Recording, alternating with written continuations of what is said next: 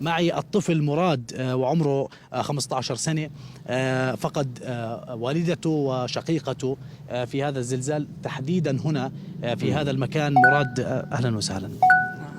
شكرا. احكي لنا كيف حدث، كيف توفت الوالدة وأين كانوا، إيش قال؟ كانت الوالدة وأختي كانت نائمتان، ومن بعد طاحت عليهم الدار كله صافي، والتريبات الناس تخلعوا كاع صافي، الناس هربوا مبقاوش صافي، طاحت عليهم الدار. أنت لم تكن في المنزل لحظة الزلزال، كنت قريب ولكن مش بالمنزل. كنت قريب ولكن ماشي بالمنزل، كنت في السوق. طيب لما انتشلتم الجثامين كنت معهم لما بحثتوا عن الجثامين وأخرجتوها؟ كم جلستوا من الوقت؟ 3 أيام. طيب احكي لنا شوي مراد، ايش كيف ماذا ستفعل في هذه الحياة؟ مع من ستعيش؟ سأحقق حلم أمي. شو كان حلم أمك؟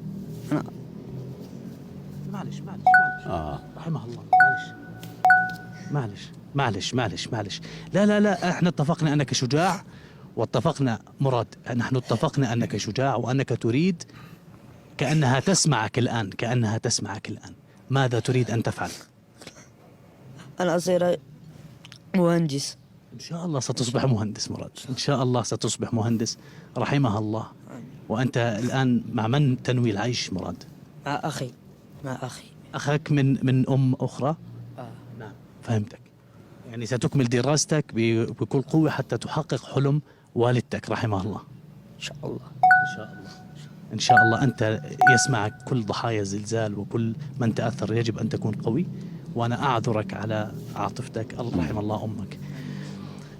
محمود، هذه القرية فيها حزن كبير حقيقة. نعم. لأنهم يشعرون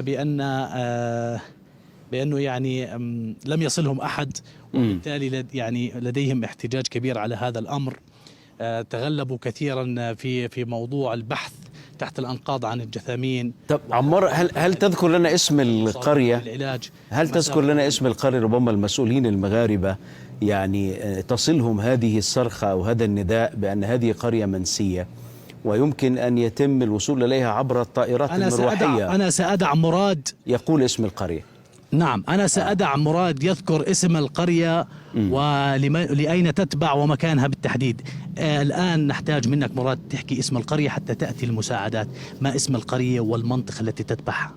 اسم القرية دوار تشغيش، جماعة إيجوكاي أقنطيس. ما القرى الأخرى اللي في المقدمة؟ أسماء القرى الثانية، الجماعات الأخرى، الدواوير الأخرى. إغير، تغرغيس، ايتيوب، أمسلان. كلها لم يصلها أحد؟ لا لم يصل أحد ولا أحد. يعني على لسان مراد أفضل، وهو يتقن الاسم بشكل أكبر. طبعا. الآن هم سمعوها فعلا. أكيد. تحتاج القرية أكيد إلى مساعدة عاجلة جدا محمود. يعني هذا هو دور إنساني بالإضافة للدور المهني الصحفي عمار الذي أنت تقدمه، في أننا نطلق صرخات ربما يسمعها المسؤولون في المغرب ويصلوا